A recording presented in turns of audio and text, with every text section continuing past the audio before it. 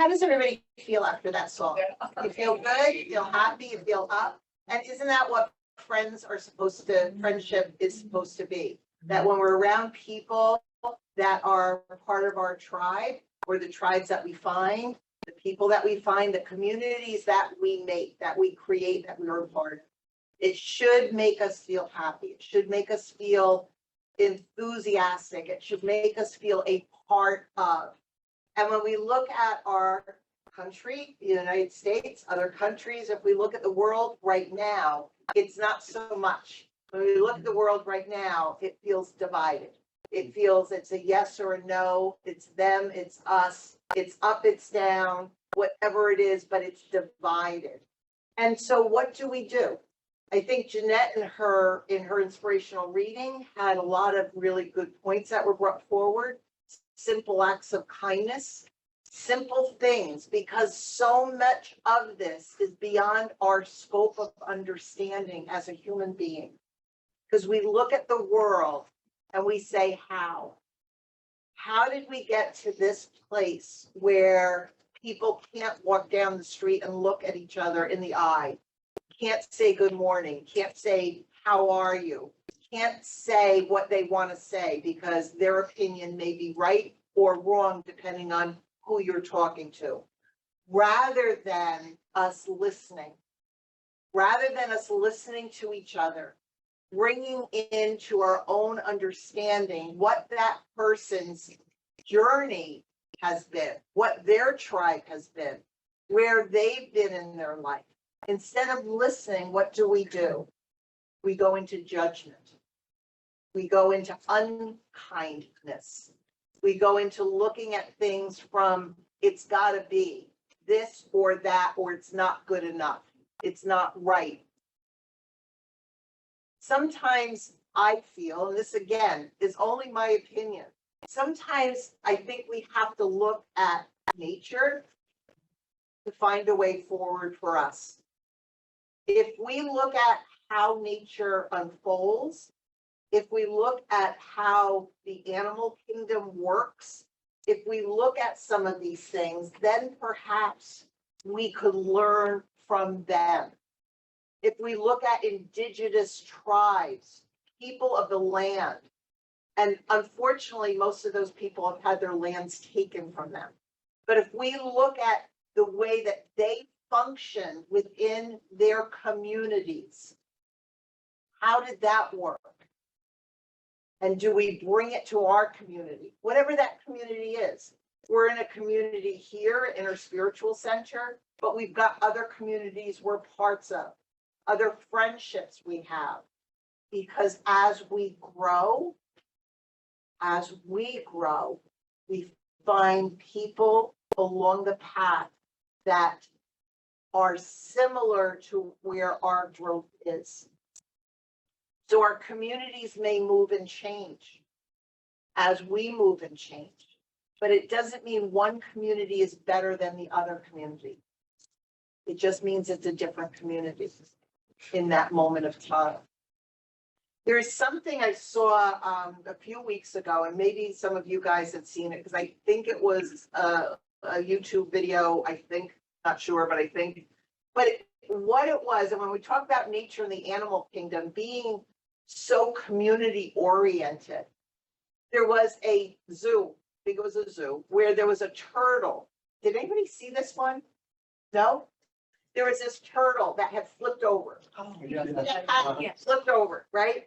And we know turtles can't reflip themselves. It's like after a bad Saturday night death, You did. They look at it. Yeah. So this turtle had flipped over, but not reflipped. And what happened was all of the other turtles in this pond, in this enclosure, came to this turtle and stacked up on top of the other until it reached the turtle that was flipped over and was able to add one more turtle to be able to flip it over. They came together as a community to help. And we can't sometimes come together to help, but these turtles could.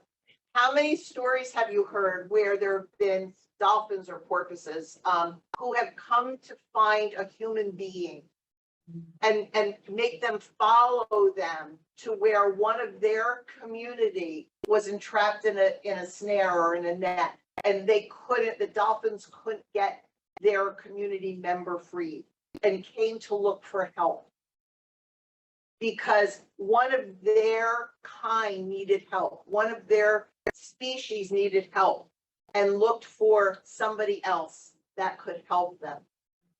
Tree systems. Have you ever seen that? The tree systems, the root systems of trees. If one tree or a series of trees is in a illness situation, it sends out electrical charges through the root system. It's like a call for help through the root system that goes to other root systems. And what happens then? Those other trees respond by sending some of their nutrients through the root system to those other trees. You look at these things and you say, this is nature. This is what goes on all of the time that we, and I will say me, we don't pay attention to sometimes. We walk right by it, right? Because we've got to get here, we've got to get there, and have no idea that Earth, Mother Earth, can teach us how to live. We forget about that because so many of us think we are better than. We're better than the animals. We're better than the trees. We're better than the earth. And when we stop and we really look at that, are we? Or can we learn? Do we think that we've grown in such a degree that we can't continue to learn? I think we have. I think we have in a lot of ways. So going back to these simple acts of kindness, a hello, a good morning, a thank you, a please. Do you need something? Do you need something? Can I hear what you're thinking about? Can I hear what you're talking about? Do you want to explain that to me? These are small things that can make a huge difference in terms of not only our individual life, but life on this planet, because at the end of the day, we are small communities, but a part of a bigger one. We are part of a soul community. We all come from and go back to the same source. Whatever that name is that you use is irrelevant. Irrelevant. It's whatever feels right to you. Whatever feels right to you, and that's okay.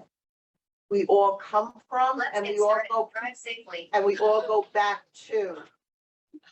So with that thought, how do we get there? How do we get down that road? And we look at again some of the indigenous peoples. There was a tribe in, I believe it was Africa, where again, these are stories that have been out there. But there's a tribe in Africa where when a member did something that was not beneficial for the community, what did the community do? They did not throw them out. They did not push them out. They did not say, you are bad. They sat around and talked about all of the good things that person had done for individuals, for the community. They looked at it as this is something that is fixable. It's fixable. And when you look at children, when you praise children, do they respond to that better than you did that bad? You didn't do a good job. You didn't do this. You didn't do that. But when you go in with a positive, but you did this, you can just see them. They get taller, their head goes up, and there's a difference in their energy. There's a difference in their energy. What makes us any different as adults? But yet as adults, most of the time it's you didn't do this right, you didn't do that right, you didn't do this. And then we talk about it in our own heads. Rather than how do we lift up our communities? How do we bring in positivity to our communities? How do we be a part of a community in that process rather than waving the finger at everybody else? You did this, you did that.